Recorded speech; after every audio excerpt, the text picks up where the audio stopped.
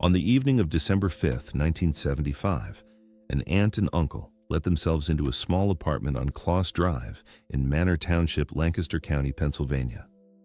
They found their niece dead on the floor of her own home. She was 19 years old. Her name was Lindy Sue Biechler, and she'd been married only a few months. She had come home from the grocery store, that was all. A young woman, newly married, carrying bags into an apartment she'd barely had time to make her own. And inside those four walls, someone she never saw coming took her life. The man who killed her left something behind, biological evidence on her clothing. In December of 1975, there was no science on earth that could read it. So it sat. It sat in an evidence room in Lancaster County for the better part of 46 years, waiting for a world that could understand what it was saying. The killer, meanwhile, walked free. He wasn't a stranger passing through. He wasn't a name that came up and got crossed off. He was never on a single suspect list. There was nothing on paper that tied him to Lindy Sue Biechler at all. No record, no witness, no motive anyone could point to. For decades, he lived an ordinary life a few miles from where she died, a settled family man nobody ever once looked at. His name was David Sinopoli. And here's the part that would take almost half a century to surface.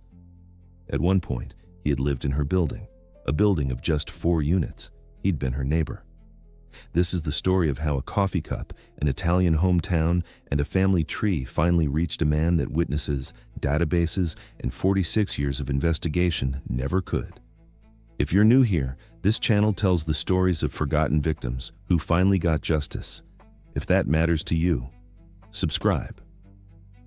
Before we get to what happened in that apartment, you need to know who Lindy Sue Biechler was. Because she wasn't just a name in a case file, and she wasn't just Lancaster County's oldest cold case. She was a person at the very beginning of her adult life. She was 19. In 1975, 19 wasn't the middle of a long adolescence the way it can feel now. 19 was old enough to be building a life, and that's exactly what Lindy Sue was doing. She had recently married a young man named Philip Biechler. The marriage was months old. Think about what that means.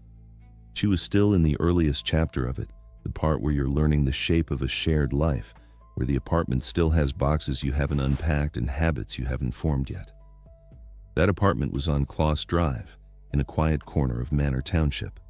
It sat inside a small building, only 4 units under one roof, the kind of place where you'd pass the same handful of neighbors coming and going. A young couple's first home. Nothing about it suggested danger. It was ordinary in the way that most people's lives are ordinary, and that ordinariness is exactly why what happened there was so hard for anyone to make sense of. She had family close by who loved her. An aunt and an uncle lived near enough that dropping by was natural, the kind of family who'd stop in to check on a young niece just starting out. She had a half-brother who decades later would still be fighting to get her killer's face in front of the public. These were the people whose lives orbited hers, the people who would carry the weight of her absence for the rest of their own lives. There are things about Lindy Sue that the record simply doesn't preserve, and it wouldn't be right to invent them. What we know for certain is the outline of a young woman who had done nothing but start a life. Married, settled into a first apartment, running an errand on a Friday, the way anyone does. She was a wife of a few months. She was somebody's niece, somebody's half-sister. She was 19, and she was owed decades she never got to live. Hold on to that, because everything that follows only matters because of who she was. The failure that let her killer walk, the evidence that sat untested, the science that arrived a lifetime too late. All of it is measured against the simple fact that a 19-year-old newlywed came home with her groceries and never left that apartment alive. Now let's talk about the day itself. Friday, December 5th, 1975. Lindy Sue Biechler went out to a grocery store, the most routine errand there is, and came back to her apartment on Kloss Drive. She wasn't gone long. She was doing the small, forgettable work of running a household, the kind of trip you make 100 times a year and never think about again. She was attacked inside her own home, not on the street, not in a parking lot, but in the one place a person is supposed to be safest, behind her own front door. The violence was sudden and it was severe. She was stabbed 19 times. That's the fact, and it's stated once because Lindy Sue deserves to be more to this story than the manner of her death. The man who did it didn't linger in the record the way killers sometimes do. He left no name, no face anyone could describe, no obvious trail out the door.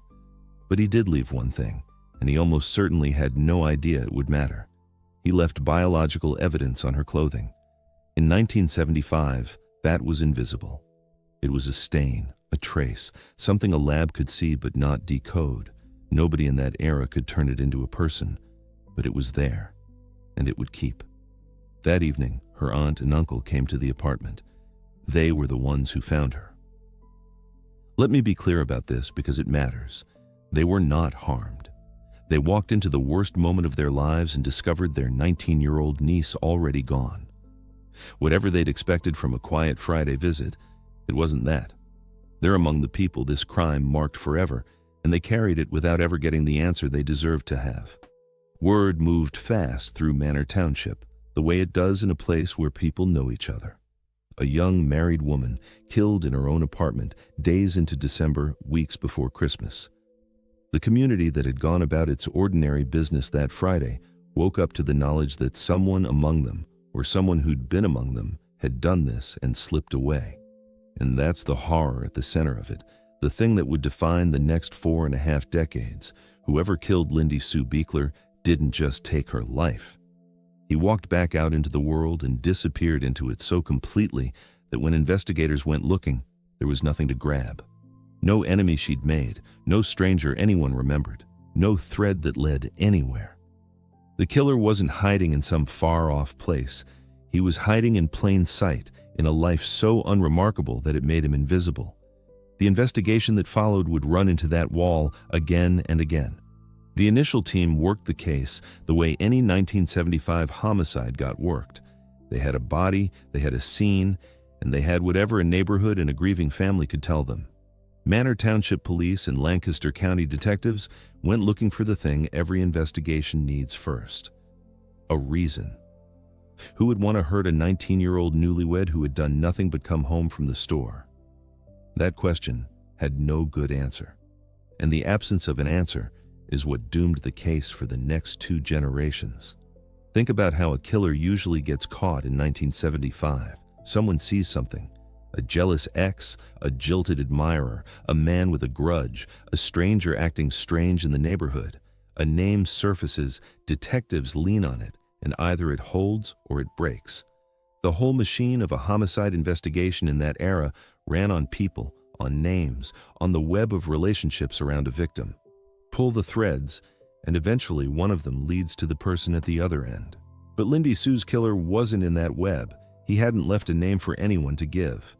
There was no relationship for detectives to find, because as far as the record could tell, there wasn't one. He hadn't threatened her. He hadn't been seen with her. He didn't fit into any story anyone could tell about her life, because he wasn't part of her life at all in any way that showed. And so the threads detectives pulled all came up in their hands, attached to nothing. They had the physical evidence, of course. They had her clothing and the biological traces the killer left on it. In a homicide today, that would be the whole ballgame. In 1975, it was a locked box with no key anywhere in the world. DNA typing didn't exist. The idea that you could take a stain and read out of it the identity of a specific human being would have sounded like fiction. Scientists could tell you a blood type, and that was about the ceiling of it. A blood type narrows a suspect pool to millions of people. It doesn't hand you a man. So the single most important piece of evidence in the entire case, the thing that would eventually solve it, was useless to the people who most wanted to use it. They knew it mattered. That's why they kept it. But they couldn't make it speak. And that is the first of the 2 failures that let David Sinopoli walk out of that apartment and into 46 years of freedom. It wasn't a failure of will. It was a failure of the calendar. The science simply had not been invented yet. The second failure was quieter and, in its way, crueler. Even if the science had existed in 1975, it wouldn't have helped, because there was nothing to compare the evidence against.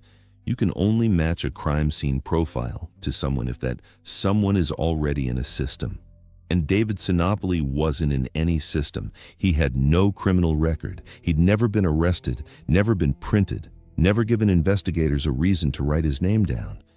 He was, in every sense that mattered to a detective, a blank space. A man could not be more invisible than to have committed no other crime, made no enemies, and left no paper. He'd done exactly that. So the case cooled, not because anyone stopped caring, but because there was nowhere left to push. The leads ran dry. The neighborhood moved on the way neighborhoods do. The evidence went into storage, into a box in Lancaster County, and the file thickened and then stopped thickening. Winters came and went.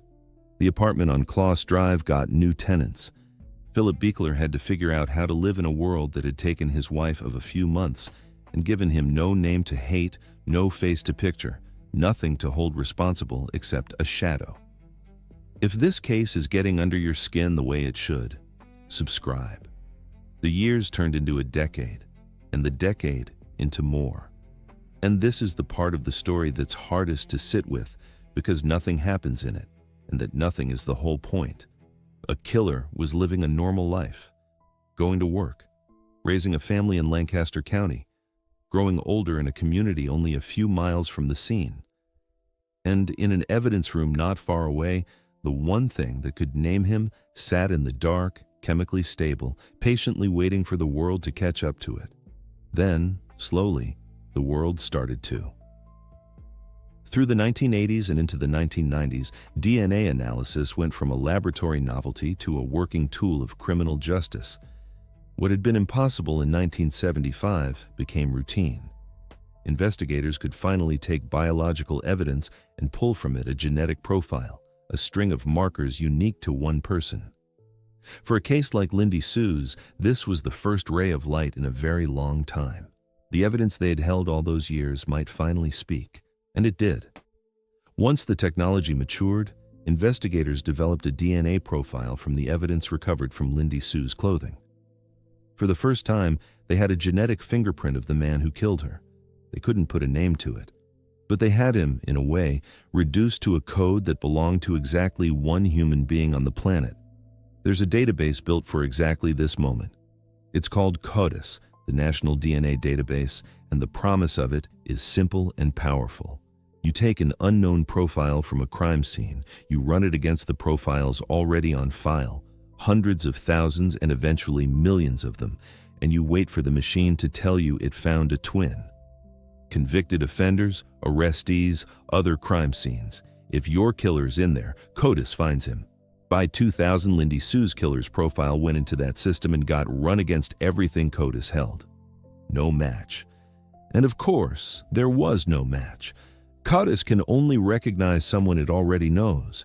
It compares your unknown profile against the profiles of people who've been arrested or convicted and had their DNA taken. David Sinopoli had never been arrested for anything in his life. His DNA had never been collected, never been entered, never been anywhere near a database. So when the system searched, it searched right past him. He wasn't hiding from CODIS. He was simply not in the room it was searching. That's the thing about a database, miss. It feels like a dead end, but it's really just a description of the limits of the tool. CODIS did exactly what it was built to do, and what it was built to do couldn't reach a man with a clean record. The same invisibility that protected him in 1975 protected him again in 2000. The technology had leapt forward 25 years, and it still couldn't touch him, because the problem was never really the technology. The problem was that every method anyone had, old or new, depended on David Sinopoli having left some trace in a system somewhere. And he never had. So the profile went back into the file, confirmed and complete and utterly silent about whose it was. The case settled into a new kind of cold, not the cold of no evidence, but the colder frustration of having the evidence and still not being able to name the man. Lancaster County now held the killer's genetic signature and could do nothing with it. It became the county's oldest cold case, a distinction nobody wanted, a file that outlived the careers of the people who'd first opened it. And still, the family waited. That's the part the years don't record in a case file, but that runs underneath every date. Somewhere in all of this, people who loved Lindy Sue were getting older with no answer. They were living their lives in the shadow of an open question, marking birthdays and holidays that Lindy Sue never got to reach, watching the world change while the one thing they wanted stayed exactly where it was, frozen, unanswered. For the people who worked the case, it never quite let go either. Investigators inherited it from investigators. It got passed down like a debt. And in September of 2019, the Lancaster County District Attorney's Office, then led by District Attorney Craig Stedman, decided to try something the case had never had before. They were going to show the public a face. On September 5, 2019, they held a release. What they put in front of the community wasn't a photograph, because no photograph existed. It was something newer and stranger than that. They released a pair of composite images, generated not by a sketch artist listening to a witness, but by a laboratory reading the killer's own DNA. The company behind it was Parabon Nanolabs, and the technique had a name that still sounds like science fiction: DNA phenotyping. Here's what that means, because it matters to everything that comes after. Your DNA doesn't just carry the instructions for a person, it carries the specifics. The color of the eyes, the tone of the skin, the likely color of the hair, the ancestry, the shape of certain features. Phenotyping reads those markers out of a crime scene sample and predicts what the person they came from probably looks like. It doesn't tell you who someone is, it tells you what they'd look like across a room. From Lindy Sue's evidence, Parabon built a portrait of her killer. Fair-skinned, hazel eyes, dark hair, no freckles, and an ancestry that pointed toward Southern Europe. Then, they did something clever with it. They generated the face at two different ages, at 25 and at 65, because whoever this man was, if he was alive in 2019, he wasn't young anymore. They were showing the public both the man who'd done it and the man he'd have become. The DA's office went all in on getting those faces seen. They launched a dedicated website for the case, whokilledlindybiechler.com. They put out the tip lines. They asked the whole county to look at these two composite faces and think hard about whether they knew him. Stedman put it plainly. He said the case had never drifted from the minds of the investigators committed to catching Lindy's killer. Detectives who had worked the reinvestigation put their names to it. People like Manor Township detectives Tricia Mazur and Matthew Wolfe, and county detectives Christopher Erb and Larry Martin. And Lindy Sue's own family stepped forward. Her half-brother spoke publicly, 44 years after her death, holding on to the hope that these images might finally shake something loose. The public responded. Within the week, the DA's office had taken in a double-digit number of tips. People called. People looked at the faces and thought of neighbors, co-workers, men they'd known. Every one of those tips got run down, and not one of them was David Sinopoli. Sit with that, because it's the heart of everything. They had built a face out of his own DNA. They had aged it to match the man he'd become. They had put it on a website, on the news, in front of an entire county where he had lived for decades. And the machine of public attention, which has cracked so many cases, turned up nothing. His neighbors looked at a portrait grown from his own genetic code and didn't see him in it. He was that ordinary. He was that far from anyone's suspicion. The composite campaign proved something important even in its failure. It showed the reach of the science, and it showed its limits at the same time. Phenotyping could draw you a face, but a face only works if somebody recognizes it. And recognition depends on the killer being memorable, being connected, being the kind of person who lands on someone's list. A man with no record and no obvious link to his victim can walk right past his own wanted poster. That's what happened here. The face was real. The problem was that the answer was never going to come from someone pointing at a picture. It was going to have to come from somewhere no picture could reach, from the blood itself, and from the family it belonged to. Which brings us to the science that finally did it. The tool that solved Lindy Sue Biechler's murder is called investigative genetic genealogy, and it is one of the most remarkable developments in the history of criminal justice. To understand why it worked when everything else failed, you have to understand exactly how it's different from CODIS. CODIS asks one question: is this exact person already in our database of offenders? For David Sinopoli, the answer was always no. Investigative genetic genealogy asks a completely different question. It doesn't ask about the killer at all, not at first. It asks, who is this person related to? Here's how it works. There are public genealogy databases, the kind built by ordinary people who spit in a tube to learn about their ancestry and find distant cousins. Millions of people have uploaded their DNA to them. Investigators can take a crime scene profile and, with the proper permissions, compare it against those databases. They're not looking for the killer, they're looking for his relatives, a second cousin, a third cousin, people who share just enough DNA to say, this person and you had a common ancestor a few generations back. And that's the crack in the wall. Because even if a killer has never given a sample in his life, his cousins might have. His DNA leaks into the system through the people he's related to, whether he ever touched it or not. A man can keep his own genetic material out of every database on Earth and still be given away by a cousin he's never met. The company that took on Lindy Sue's case was Parabon Nanolabs again, and the genealogist who did the work was CeCe Moore, Parabon's chief genetic genealogist. Moore had built a reputation as one of the pioneers of this technique, someone who could take a genetic profile and from a scattering of distant relatives reconstruct a family tree with the killer somewhere in its branches. Lindy Sue's case was among the early ones she worked with this approach. What Moore did next is worth understanding in detail, because it's the actual moment the case turned. She started with the crime scene DNA and found the distant relatives it matched in the databases. Then she started building. Not just backward into the past, toward the shared ancestors, but forward again, down through the generations, following the branches of the tree toward the present, toward the living people alive today who could have been in that apartment in 1975. The DNA carried a clue about origin. It pointed toward Italy, and not just Italy in general. Moore was able to trace the ancestry to a specific town, a place called Gasparina. That single detail turned a needle in a haystack search into something you could actually work. She began going through the people of Italian descent in the Lancaster area, roughly 2,300 of them, and she concentrated on the families whose roots ran back to Gasparina. And then she found the thing that closed the circle. One man's family tree had a feature almost nobody's does. All 4 of his grandparents had come from Gasparina. Not 1, not 2, all 4.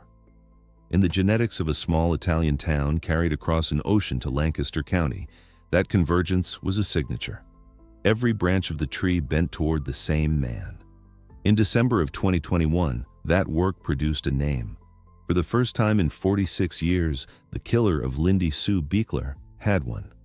David Sinopoli. A name, though, is not a case.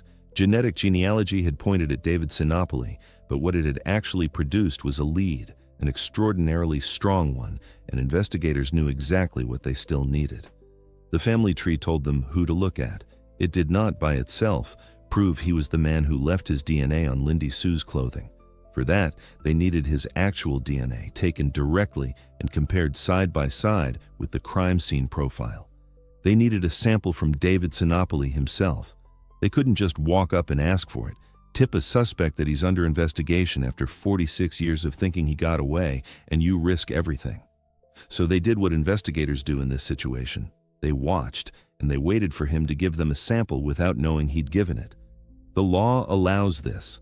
When you're out in public and you throw something away, you abandon it, and with it any expectation of privacy over the cells you left behind. A cup, a straw, a cigarette, a piece of gum. It's called abandoned DNA, and it's become one of the quiet workhorses of the genetic genealogy era. The genealogy points to a person, and abandoned DNA confirms it. On February 11, 2022, investigators got their chance, and it came at Philadelphia International Airport. David Sinopoli was traveling. Somewhere in the ordinary business of catching a flight, he bought a coffee, drank it, and did the most natural thing in the world. He threw the cup in a trash can and walked on toward his gate. He never gave it a second thought. Why would he? It was a used coffee cup in an airport, one of thousands thrown out that day. But investigators were watching, and the moment he walked away, that cup became the most important object in a 46-year-old murder case. They recovered it from the trash. On the rim, in the traces of saliva left by a man drinking his coffee, was David Sinopoli's DNA, surrendered freely and completely by accident. They took it to the lab. They compared it against the genetic profile the killer had left on Lindy Sue Biechler's clothing back in 1975, the profile that had been developed and refined and run against CODIS and held in evidence all those years. It matched. By June of 2022, the match was confirmed. The DNA from a coffee cup thrown away at an airport was the DNA of the man who murdered Lindy Sue. The genealogy had found him. The cup had proven it. The circle that opened in December of 1975 had finally closed. There was nothing left to do but arrest him. On July the 17th, 2022, a Sunday, investigators went to David Sinopoli's home and took him into custody. He was 68 years old. He lived in East Hempfield Township, less than 5 miles from the apartment on Kloss Drive where Lindy Sue had died. For 46 years, he'd been right there. Not on the run, not hiding out in some distant state under a false name. He'd stayed. He'd built a whole life within a few miles of the scene, a settled family man with a wife and children, a man with no criminal record who had never once given the law a reason to look at him. And that is where the title of this whole tragedy finally lands, in the words of the people who solved it. District Attorney Heather Adams, who now led the office, said it as plainly as it can be said. She said the case was solved with the use of DNA, and specifically DNA genealogy, and that, quite honestly, without it, she didn't know that they would have ever solved it. Think about what a prosecutor is admitting there. Not that it would have taken longer. That it might never have happened at all. And about Sinopoli himself, she said the thing that explains the previous 46 years in 5 words. Before the DNA pointed to him, he was, in her words, just not on their radar. He had never been a suspect, not a name that came up and got cleared, not a long shot they'd considered and set aside. He had been nowhere in the investigation at all, a complete blank, precisely because he'd done everything a person would have to do to stay invisible. No record, no witnesses, no motive anyone could see, no paper trail connecting him to the young woman he killed. Because here's what the arrest also revealed, the detail that turns the whole case from a tragedy into something closer to a haunting. David Sinopoli hadn't been a stranger who wandered in from far away. At one point, he had lived in the very same building as Lindy Sue Biechler. Not the same street, not the same block, the same building, a building of just 4 units under one roof.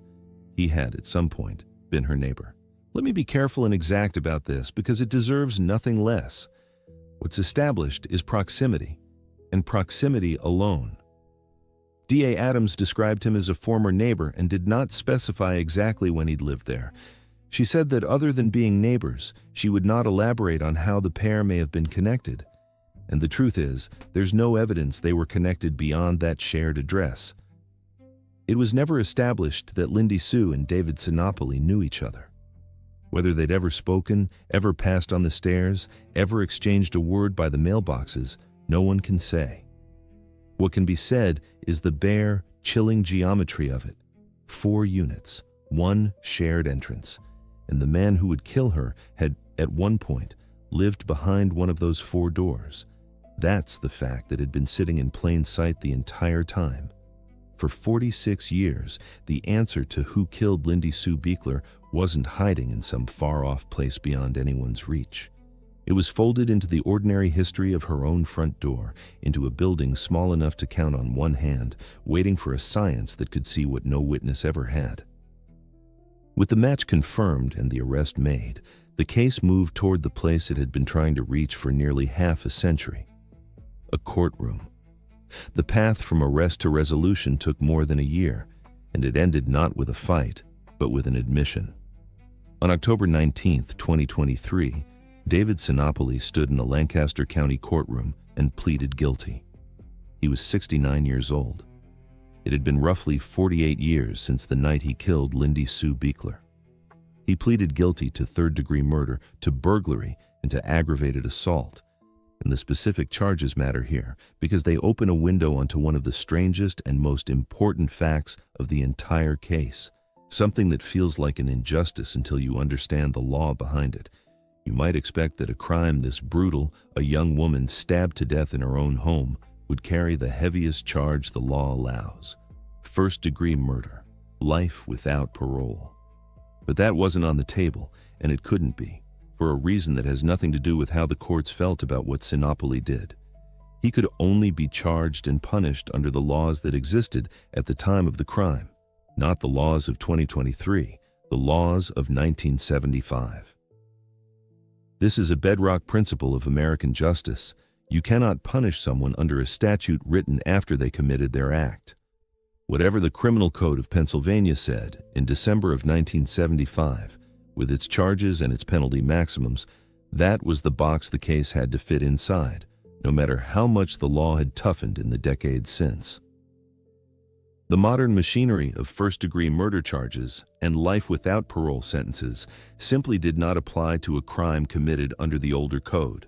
So the case was resolved under the terms 1975 allowed, and under those terms, the maximum available punishment was 25 to 50 years in state prison. That is what Lancaster County President Judge David Ashworth imposed. He stacked the maximums the old law permitted, reaching for every year the statute would give him. And then he said the thing that put the sentence in its true perspective. Given David Sinopoli's age, 25 to 50 years was, in effect, a life sentence. A man who enters prison at 69 and faces a minimum of 25 years before he can even be considered for release is, in every way that matters, going to die there. He was being punished to the absolute limit the 1975 code allowed. It just took the language of an older era to say so. Sinopoli was also ordered to pay restitution, the costs of the prosecution amounting to roughly $25,210. And when the judge spoke, he did not hide what he thought of the man in front of him. He told Sinopoli that the enormity of the damage he had caused was incomprehensible. But the words that carried the most weight in that courtroom didn't come from the bench. They came from Philip Biechler. Remember him? The young husband, married only months, who came home in December of 1975 to a world with his wife torn out of it and no name to attach to the loss. He had lived his entire adult life in the shadow of that unanswered question. He had grown from a young man into an old one carrying it. And now, 48 years later, he stood in a courtroom and finally faced the person responsible.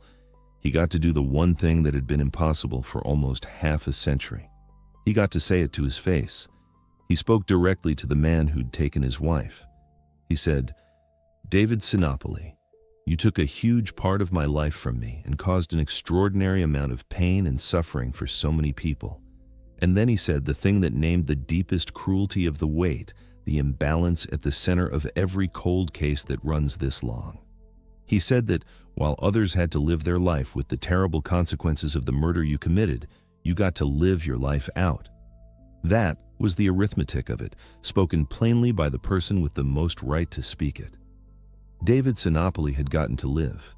He got in the decades Lindy Sue never got. He gotten to marry, to raise children, to grow old in a quiet township a few miles from where he'd left a 19-year-old to be found by her aunt and uncle.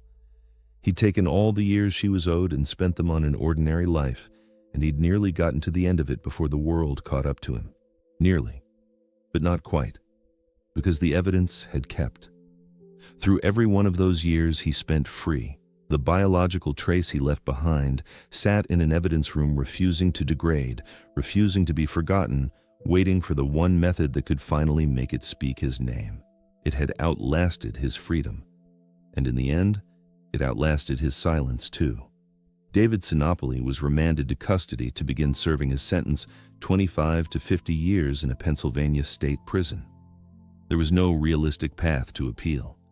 He had entered an open guilty plea, admitted the crime in his own voice in open court, and closed off the avenues a man might otherwise use to fight a conviction. The oldest cold case in the history of Lancaster County was at last no longer open, and it had taken a very particular chain of things to close it. Not a witness, because no witness ever had him. Not a confession freely given, because he gave nothing for 46 years. Not the public campaign, though it drew its double-digit tips because none of them was him. Not CODIS, because he was never in it. What closed it was a chain almost no one could have imagined in 1975.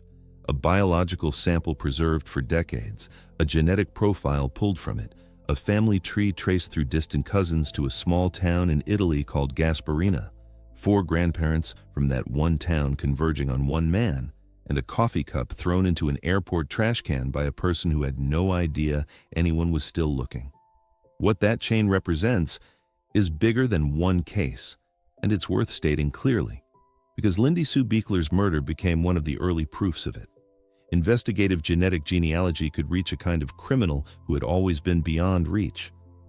For the entire history of policing, there was a category of offender who was effectively untouchable, not because he was clever, but because he was clean. The man who commits one crime and no others. The man with no record, no prior arrest, no enemies, no motive anyone can trace, no name that ever lands on a list. Every tool the law had ever built depended on that man having left a mark somewhere in a system. And if he hadn't, he simply won. He aged out. He died in his own bed with his secret intact. David Sinopoli was exactly that man. For 46 years, he was the proof that the clean offender wins, and then he became the proof that he doesn't anymore. Because the one thing he could not control was his own family. He could keep his DNA out of every database. He could avoid every arrest. He could stay off every list. But he could not stop distant cousins he'd likely never met from uploading their own DNA to genealogy sites for reasons that had nothing to do with him. And he could not change the fact that all 4 of his grandparents came from the same small Italian town, leaving a signature in his family tree that a skilled genealogist could read like a map. The very thing that made him invisible to the old methods, his total absence from every system, meant nothing against a method that didn't need him to be in a system at all. It only needed his relatives. And this is the quiet revolution sitting underneath Lindy Sue's case. The composite images, for all their sophistication, still relied on a human being recognizing a face, and human recognition failed. But genetic genealogy doesn't ask anyone to recognize anything. It doesn't need a witness's memory or a neighbor's suspicion or a tip from someone who thought a picture looked familiar. It works on biology alone, on the unbreakable fact that we are all connected to the people we come from, whether we want to be or not. A killer's own bloodline testifies against him. For CeCe Moore and Parabon, Lindy Sue's case was among the early demonstrations that this could work even on the very hardest cases, the ones gone cold for decades, where the trail was as faint as a trail can be.